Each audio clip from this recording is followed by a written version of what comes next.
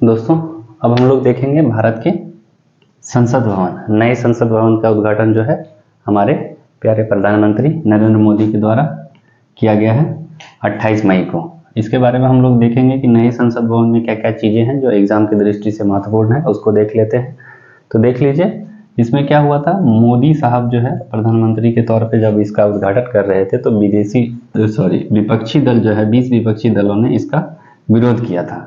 तो वो लोग बोले थे कि इसका उद्घाटन समारोह में हम शामिल नहीं होंगे, तो बहुत सारे दल इसमें सम्मिलित नहीं हुए थे। तो देख लीजिए नया संसद भवन बनके तैयार हो गया। 28 मई को इसका उद्घाटन नरेंद्र मोदी के द्वारा किया जा चुका है। लोकसभा के लिए बैठने की 888 सीटें हैं, स्थान है। राज्यसभा के लिए 384। तो राज्यसभा में अगर अधिकतम इतने लोग बैठ सकते हैं, लोकसभा में इतने, और कंबाइंड रूप से 1272 लोगों के बैठने की जगह उसमें है इस नए संसद भवन में। चूंकि हमारा जो है संसद भवन बहुत पुराना है और लोकसभा और राज्यसभा की सीटें कुछ दिनों बाद नए जनसंख्या के आंकड़े आने के बाद जनसंख्या अनुपात में बढ़ने की संभावना है, तो इसीलिए नए संसद भवन का निर्माण किया गया है, सरकार का ऐसा कहना है। देख लीजिए स्पीकर की कुर्सी पर एक संगोल जो राजदंड का प्रतीक है और सत्ता का भी प्रतीक है, ये चोल वंश से संबंधित है। ये संगोल जो है ये चोल शासनकाल में सत्ता का प्रतीक होता था। तो इस सत्ता हस्तांतरण जो हुआ था भारत सरकार को जो ब्रिटेन सरकार द्वारा सत्ता का हस्तांतरण हुआ था, माना जाता है कि ये संगोल के द्वारा ही किया गया था। तो इसको स्पीकर की कुर्सी के पास लगाया गया है। इसमें जो पूजा पाठ हुआ था वो तमिलनाडु के अधिगम संतों द्वारा किया गया था पूजा पाठ। ठीक है, देख लीजिए इसकी आधारशिला जो है प्रधानमंत्री नरेंद्र मोदी द्वारा ही 10/12/2020 को रखी गई थी। सेंट्रल विस्टा परियोजना के अंतर्गत इसका विकास हुआ है। टाटा प्रोजेक्ट्स लिमिटेड जो है ये बनाई है इसको, भारतीय संसद भवन को नया। इसका आकार है जो या तो षटकोणीय या त्रिभुजाकार है। ठीक है, षटकोणीय और त्रिभुजाकार। ठीक है, इसको जो है कितना वर्ग मीटर, 65,000 वर्ग मीटर में इसका क्षेत्रफल है। आर्किटेक्चर इसके कौन है, विमल पटेल।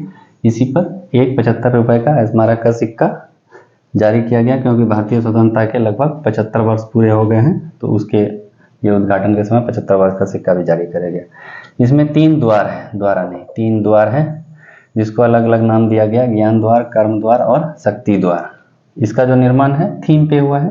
लोकसभा में मोर का थीम पे, राज्यसभा को कमल के थीम पे, और जो प्रांगण है ये लोकसभा राज्यसभा का प्रांगण, हर आर्किटेक्चर का जो बीच वाला एरिया होता है जिसको आंगन प्रांगण कहते हैं, वो बरगद के थीम पे हुआ है। शीर्ष पे चतुर्दिश सिंह, जो अशोक का सारनाथ स्तंभ था उस पे चतुर्दिश सिंह को रखा गया, भारत का राष्ट्रीय चिन्ह। वो सबसे ऊपर में जो है इसके संसद भवन के बनाया गया चतुर्दश सिंह का, वो 6.5 मीटर है, कांसे का बना हुआ है। 9,500 किलोग्राम उसका वजन है। ठीक है, इसमें देखिए कौन कौन सी पार्टी, कुछ पार्टियों का नाम देख लेते हैं जो शामिल हुआ था। जो नहीं हुआ वो सब उसके बाद बचे हुए लगभग हो जाएंगे। एनपीपी नेशनल पीपुल पार्टी, पूर्वोत्तर के नेशनल पॉपुलर फ्रंट, और बीएसपी बीजेडी यानी बहुजन समाजवादी, बीजू जनता दल, शिरोमणि अकाली दल, अपना दल, तेलुगु देशम, जेडीएस कर्नाटक की है, जनता दल सेकुलर, ये सब। ये जो है बीजेपी तो मुख्य पार्टी थी ही, वो शामिल थी ही प्रधानमंत्री के इसमें। उसके बाद जो है बाकी जो पार्टियां हैं, मान लीजिए कि जेडीयू है, आरजेडी है, कांग्रेस है, एनसीपी है, ये सब जो है बहिष्कार किए थे इसका, कि उसमें नहीं। चलिए कुछ देख लेते हैं। पुराना संसद भवन 1921 से 27 के बीच में इसका निर्माण हुआ।